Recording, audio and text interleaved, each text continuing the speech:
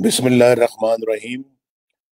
बलूचिस्तान के गयूर भाइयों, कोयटा के बहादुर शहरियों, मेरे जवानों, मेरे बुजुर्गों, मेरी बहनों और भाइयों, आपको नवाज शरीफ का सलाम।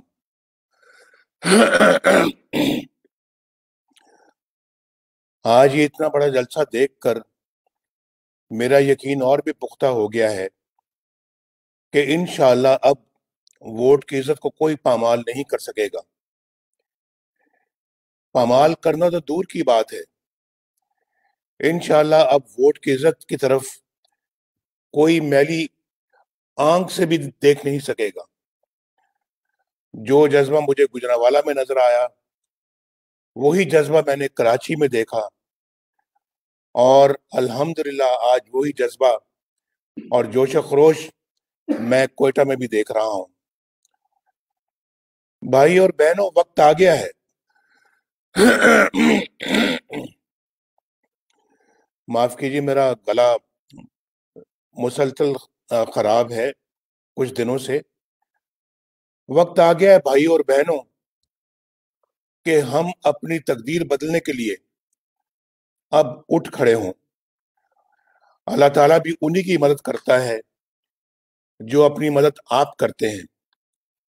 अल्लाह का शुक्र है कि पाकिस्तान के हर गोशे के अवाम अपनी किस्मत बदलने के लिए एक ही काफिले का हिस्सा बन गए हैं।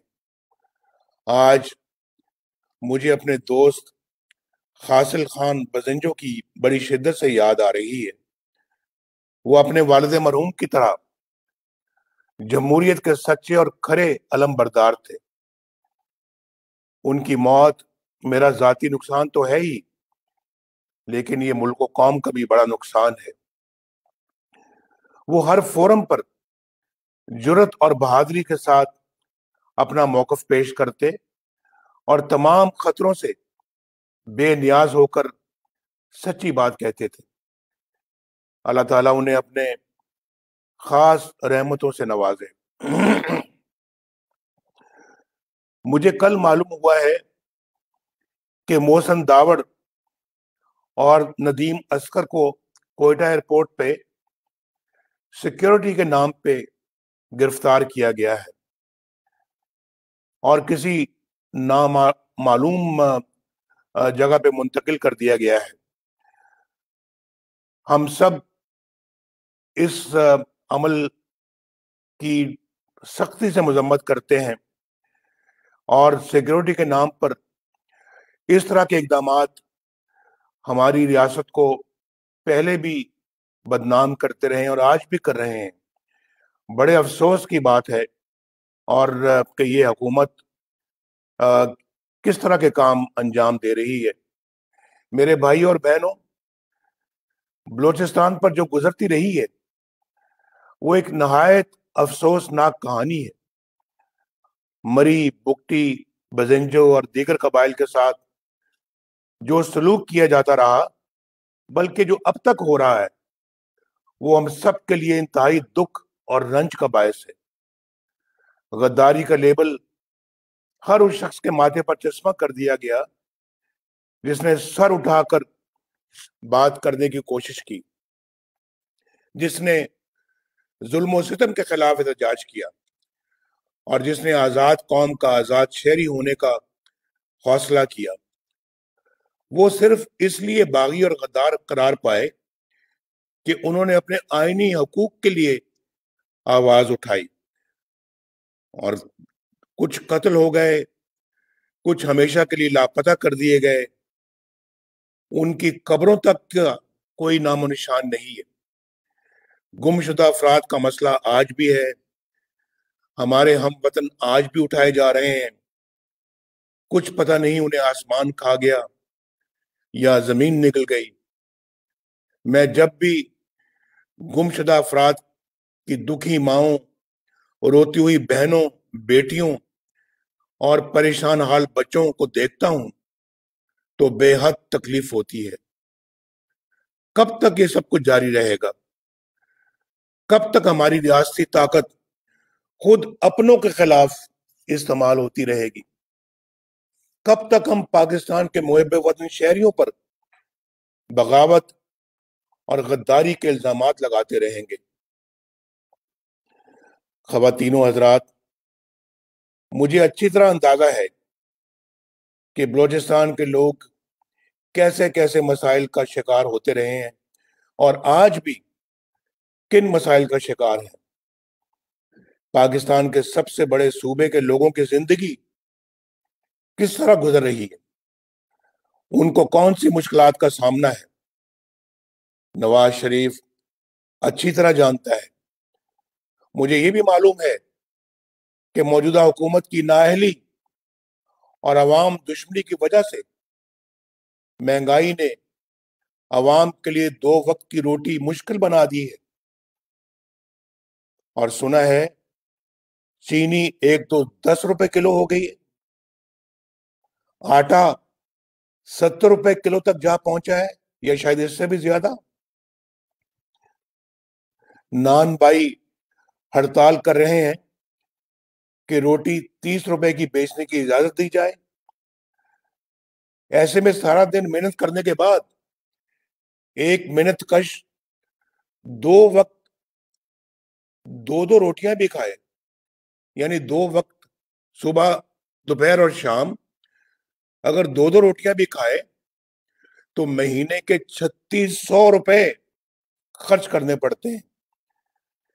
और अगर घर में 6 अफराद हों, जो कि आमतौर पे होते हैं, तो सिर्फ रोटी पर और कुछ नहीं, रोटी पर 21,000 रुपया वो कहां से लाए। चीनी, घी, दालों और सब्जियों की कीमतें आसमान पर पहुंच गई हैं और दवाओं की कीमतें इतनी ज्यादा हो चुकी हैं कि दवाई के अखराजात के बाद घर वालों को समझ नहीं आती कि घर के बाकी अखराजात कैसे पूरे किए जाए। गुर्बत में बेपनाह इजाफे की वजह से लोग अपने बच्चों को मौत के मुंह में जाते हुए देखते हैं, मगर दवाई खरीदने की ताकत नहीं रखते। आज इस तरह के पाकिस्तान में हम रहते हैं, यानी ये मुल्क इस तरह का बना दिया गया है।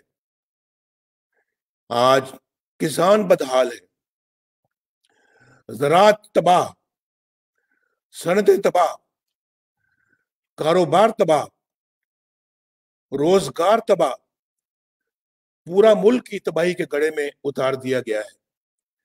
मेरे भाइयों और बहनों, क्या आपने कभी सोचा है कि हम देखते ही देखते इस हाल को क्यों पहुंच गए? क्यों आपको फाकों की तरफ धकेला जा रहा है? क्यों 54 रुपए में बिकने वाली चीनी 110 रुपए की हो गई? क्यों आटा 35 रुपए से 70 रुपए किलो तक पहुंच गया है? और क्यों महंगाई बेकाबू हो गई और अच्छे खासे खाते पीते घराने वाले लोग आज माली मुश्किलात का शिकार हो गए? क्यों तरक्की करता हुआ पाकिस्तान, आगे बढ़ता हुआ पाकिस्तान बर्बाद करके रख दिया गया है? क्यों पाकिस्तानी रुपया आज नेपाली और अफगानी करेंसी से भी नीचे आ गया है? क्यों 5.8% की शरह से तरक्की करता हुआ मुल्क 0 से भी नीचे आ गया है? क्यों कारखाने लगना बंद हो गए हैं? क्यों सड़कें, शाहराहें और मोटरवेज बनना बंद हो गई? क्यों पाकिस्तान दुनिया में तन्हा रह गया है? क्यों भारत को कश्मीर हड़प करने की जरूरत हुई? और क्यों हमारे ब्रादर इस्लामी मुल्क भी हमसे दूर हो गए?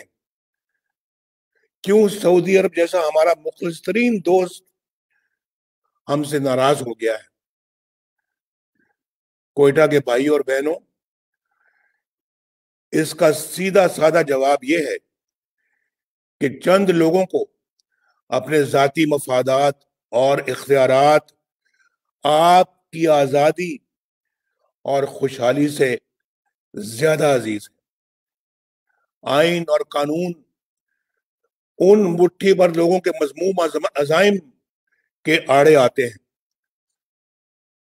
नवाज शरीफ उन लोगों को अच्छा नहीं लगता, क्योंकि वो आपका मुंतखब नुमाइंदा है और आपके वोट पर किसी और का इख्तियार तस्लीम नहीं करता। वो आइन शिकनी बर्दाश्त नहीं करता, वो डिक्टेशन नहीं लेता। तो फैसला हुआ कि नवाज शरीफ को निकालो और ला हासिल तहकीकात और मुकदमात पर कौमी खजाने के अरबों रुपए डबोकर भी नवाज शरीफ पर एक धेले की करप्शन न मिली, तो कहा कि उसके बेटे से तनख्वाह न लेने के जुर्म में नवाज शरीफ को निकाल दो, उसको उम्र भर के लिए नाअहल कर दो, उसको मुस्लिम लीग नून की सदारत से भी निकाल दो। उसके भाई शहबाज शरीफ, उसकी बेटी मरियम, हमजा शहबाज शरीफ और उसके सारे खानदान और साथियों को, मुस्लिम लीग नून के साथियों को जेल में डाल दो। नवाज शरीफ को नमूना इबरत बनाते बनाते उन्होंने पाकिस्तान आप सबको नमूना इबरत बना दिया। इस मकसद के लिए उन्होंने इंतखाबात से पहले जबरदस्ती लोगों को पीटीआई में शामिल करवाया, फिर उन्हें जितवाने के लिए इलेक्शन के दिन शर्मनाक ड्रामा रचाया, पोलिंग स्टेशनों पर कब्जा जमाया, पोलिंग एजेंटों को निकाल बाहर किया, आरटीएस बंद करवाया, रात की तारीकी में अपनी पसंद के नतीजे बनाकर 4 दिन तक मर्जी के नताइज जारी करते रहे और तारीख की सबसे बदतरीन धांधली करके उन्होंने एक नाअहल और नालायक तरीन शख्स को वजीर आजम की कुर्सी पर बैठा दिया, ताकि वो उनसे जराइम पर कोई सवाल ना उठाए, बल्कि उनके इशारों पर करतब दिखाता रहे।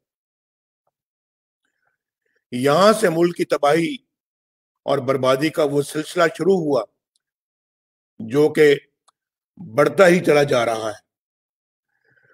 उन चंद लोगों के जाती मफादात की कीमत आपको और आपके बच्चों को इन हालात, इस भूख और इफलास से चुकानी पड़ रही है।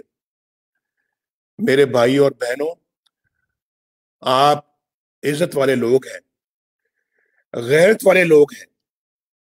बलोच और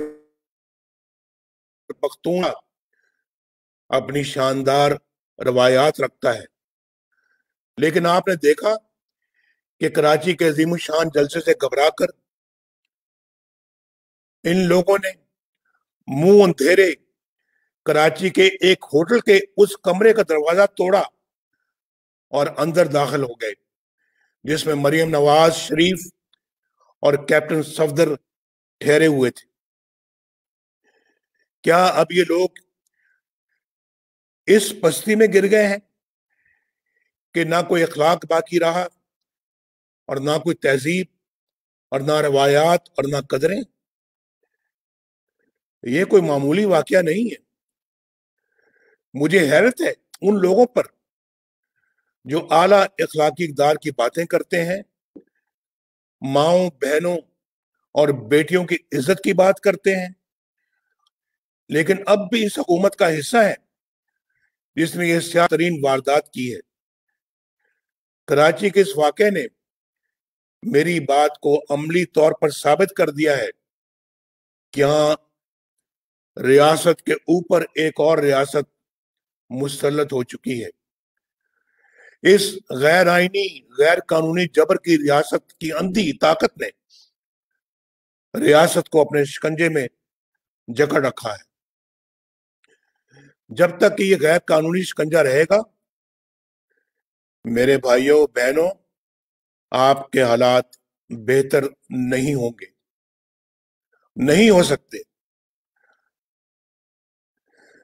सिंध वफाक की एक अहम इकाई है, एक खुद मुख्तार सूबा है, वहां एक मुंतखब हुकूमत है, एक मुंतखब वज़ीर आला है, वहां एक आईनी अथॉरिटी है, लेकिन इस कार्रवाई की खबर किसी को नहीं कि रात को किसने आईजी पुलिस को अगवा किया, किसने एडिशनल आईजी को अगवा किया।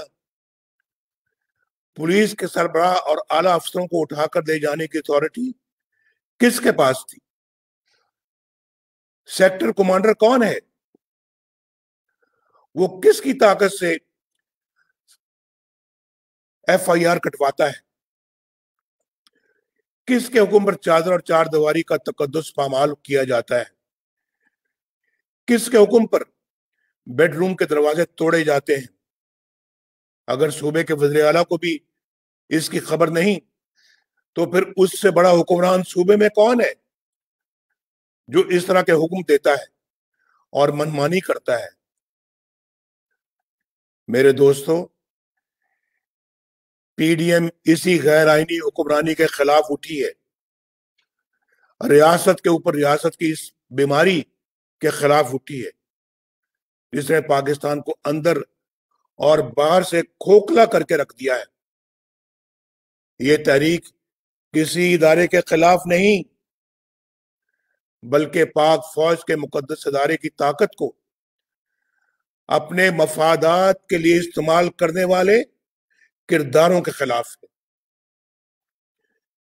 नीचे से ऊपर तक फौज के बहादुर फरसंदों को इन किरदारों के मकासद का कुछ पता ही नहीं होता, कुछ इल्म ही नहीं होता। वो तो अपने डिसिप्लिन में बंधे रहते हैं,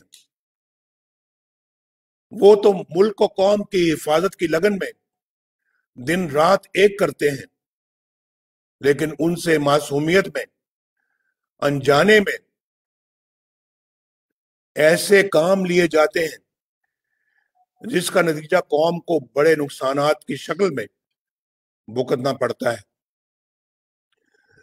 तरीका वारदात यह है कि चंद लोग अपने घिनौने मकासद पूरे करने के लिए कानून तोड़ते हैं, आइन तोड़ते हैं, मुल्क और कौम को नुकसान पहुंचाते हैं, लेकिन खुद को बचाने के लिए नाम फौज का इस्तेमाल करते हैं, जबकि हकीकत में फौज का इससे दूर दूर का वास्ता नहीं होता।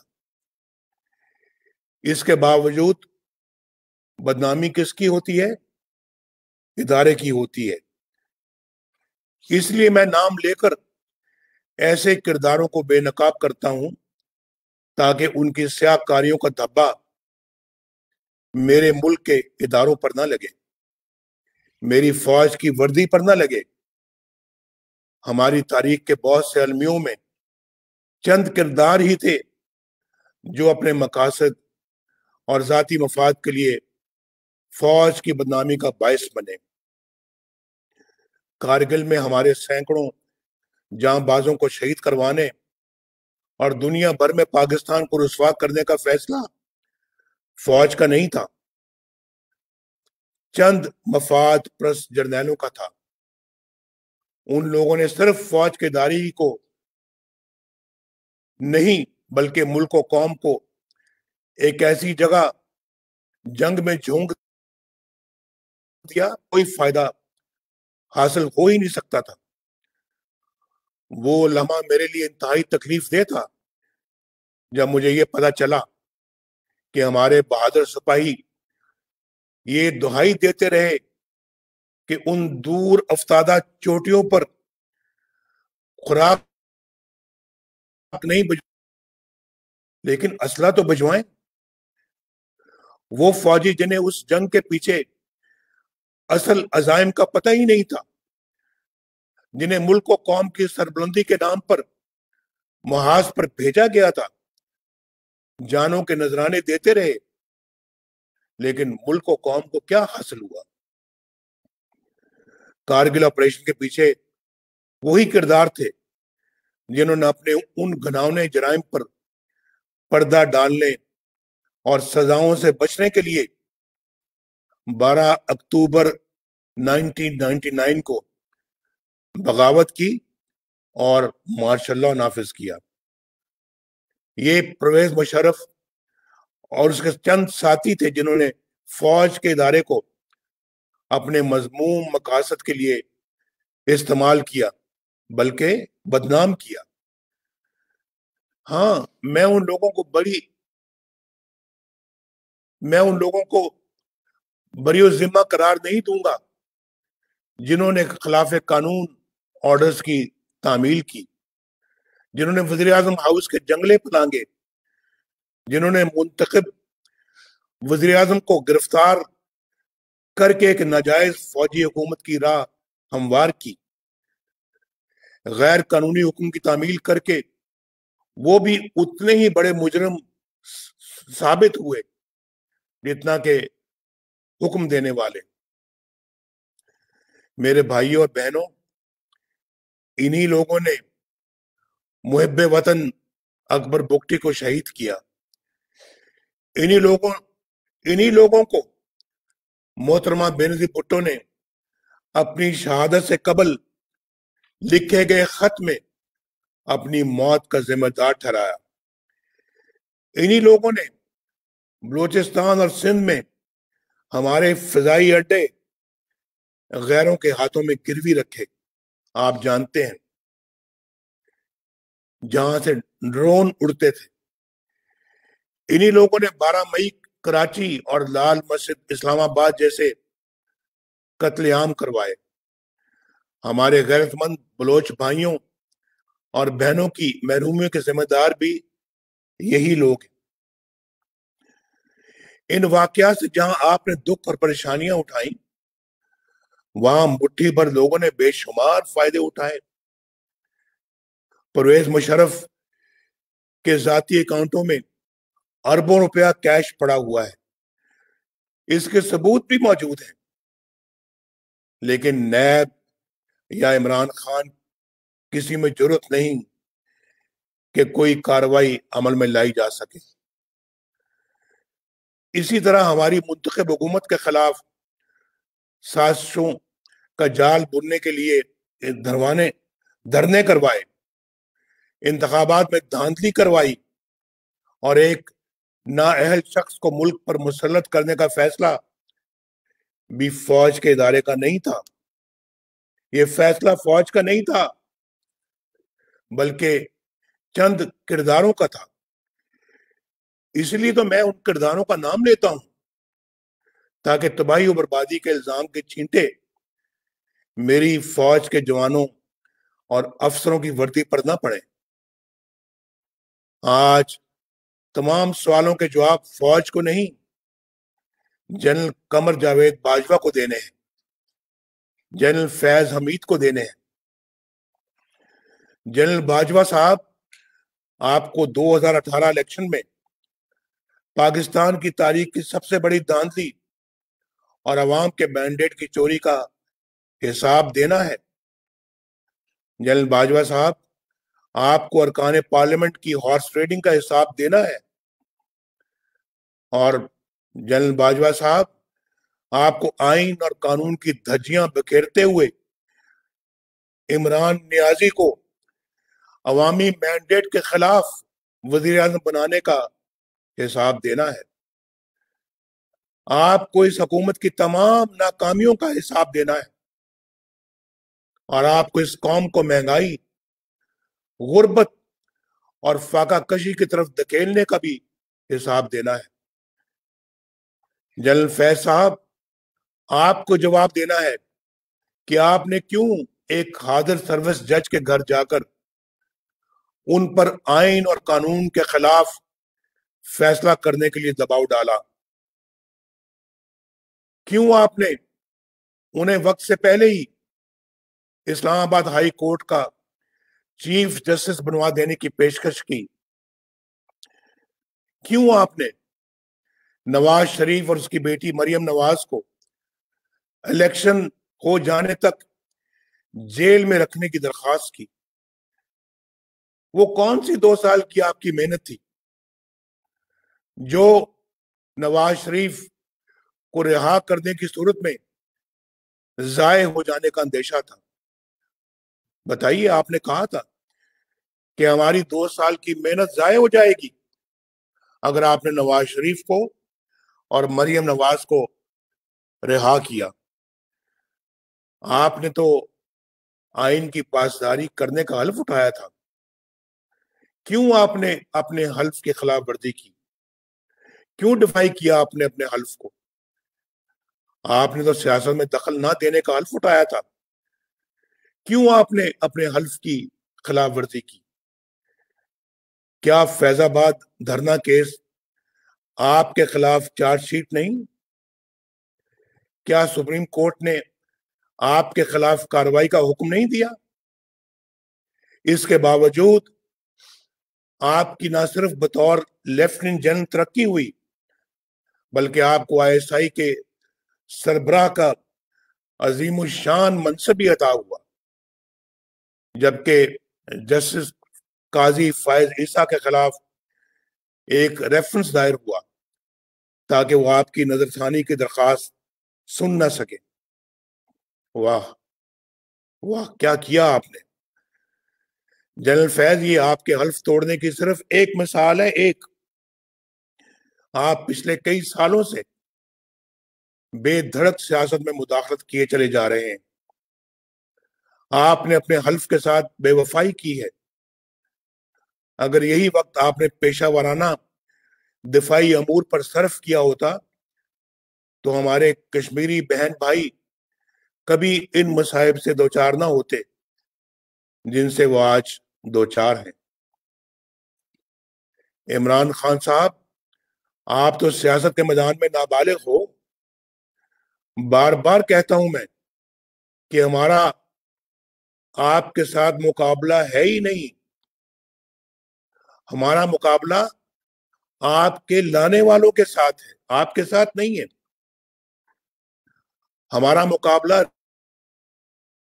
रियासत चलाने वालों के साथ है।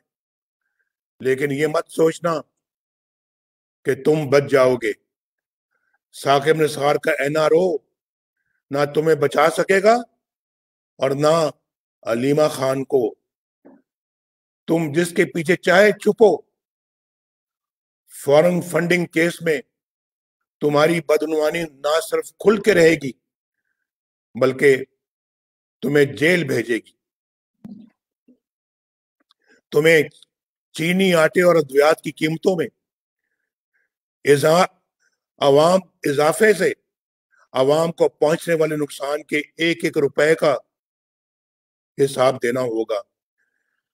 तुम्हें जमान पार्क में करोड़ों रुपए की नई तामीर की लागत का हिसाब देना होगा। तुम्हें बनी गाला की मनी ट्रेल देनी होगी। दूसरों पर कीचड़ उछालना तुम्हें एहतसाब से नहीं बचा सकेगा इमरान खान। ये टीवी पर बड़के मारना और धमकियां देना तुम्हें नहीं बचा सकेगा। तुम और तुम्हारे हर करप्ट साथी को हिसाब देना पड़ेगा। बलूचिस्तान के बहनों और भाइयों, मैं आज 3 पैगामात देना चाहूंगा। पहला, फौज के जवानों और अफसरों के नाम। ये आपका अपना मुल्क है मेरे फौजी भाइयों, जिसके लिए आप जान देने से भी दरेग नहीं करते। आपने जहां इसकी हिफाजत का हल्फ उठाया है, वहां उतना ही अहम इसके आइन की ताबेदारी का हल्फ है। जहां आइन शिकनी और कानून शिकनी शुरू हो जाती है, वहां जुल्म का दौर शुरू हो जाता है। जब आप किसी फर्द वाहिद یا مفاد پرست ٹولے کے لیے آئین توڑنے کے مرتکب ہوتے ہیں، وہاں آپ خود اپنی قوم کو، اپنے ملک اور اپنے لوگوں کو آئین شکنوں کے رحم و کرم پر چھوڑ رہے ہوتے ہیں۔ اپنے حلف کی پاسداری کیجیے، خود کو متنازع ہونے سے بچائیے۔ دوسرا میرا پیغام میرے پاکستان کے سول سروس کے نام ہے۔ زمانہ بدل رہا ہے، کسی کے لیے قانون یا آئین توڑ کر بچ نکلنا مشکل سے مشکل تر ہوتا چلا جا رہا ہے۔ آپ نے دیکھا کہ سندھ پولیس کے افسران نے چند لوگوں کے غیر قانونی رویوں پر احتجاج کر کے نہ صرف ان کے عزائم پورے نہیں ہونے دیے بلکہ اپنے لیے عزت بھی کمائی۔ سندھ کے پولیس افسر صاحبان، میں آپ کو سلوٹ کرتا ہوں۔ آپ کو بلا خوف اپنی ذمہ داریاں قانون کے مطابق ادا کرنی چاہیے۔ میں سب سول سرونٹس کو یہ میں گزارش کر رہا ہوں، اور کسی دباؤ میں آئے بغیر سر انجام دینی چاہیے۔ اور تیسرا پیغام میرا عوام کے نام ہے۔ میرے پاکستان کے بہنوں اور بھائیوں، پاکستانی فوج آپ کی اپنی فوج ہے۔ ان کو عزت دیجیے، انہیں محبت دیجیے، لیکن جب معاملہ آئین کی بالادستی کا ہو، جب آئین کی بالادستی کا معاملہ آ جائے، جب معاملہ قانون کی حکمرانی کا آ جائے، تو پھر وہاں کوئی سمجھوتا نہ کیجیے۔ کوئی فوج اپنے لوگوں کے خلاف نہیں لڑ سکتی۔ پرامن احتجاج آپ کا آئینی حق ہے،